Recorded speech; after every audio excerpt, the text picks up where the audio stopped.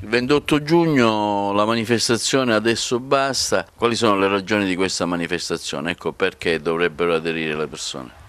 A questa manifestazione dovrebbero aderire tutti gli agrigentini che hanno a cuore questa città, perché siamo arrivati a un punto critico, difficile. La situazione versa in un totale stato di abbandono, non solo per la differenziata ma per tutto, i servizi, i marciapiedi, l'illuminazione, tutto quello che c'è per la strada è totalmente abbandonato, e non solo in alcune parti ma in tutto il territorio agrigentino. Noi ci siamo stancati di vivere in questa situazione, paghiamo le tasse.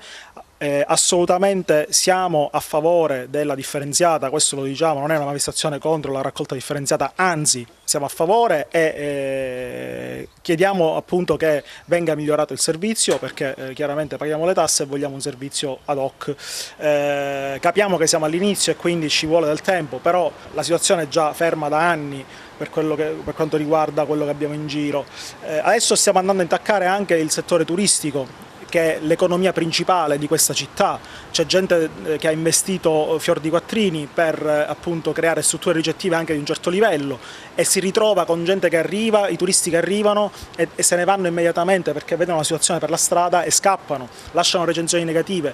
Quindi stiamo intaccando un settore economico importante per la città e noi questo assolutamente non ce lo possiamo permettere. Dal mio punto di vista di mamma e semplicissima cittadina ritengo che sia indispensabile partecipare a questa manifestazione, perché io non credo assolutamente a quelle espressioni qualunquiste o generaliste che vogliono gli agrigentini tutti uguali e che dicono che le cose non cambieranno mai. Ci sono tantissimi agrigentini che si spendono tutti i giorni con grandissimo spirito di sacrificio, di intraprendenza, perché gli agrigentini sono un popolo straordinario e siamo stanchi di dover comunque fare del protagonismo civico la nostra regola di vita già da anni, da sempre, e poi ritrovarci a uscire fuori di casa e trovare il degrado. Io personalmente ho come regola di condotta per i miei figli giornalmente un sistema di educazione che poi viene sistematicamente contraddetto appena supero la porta di casa.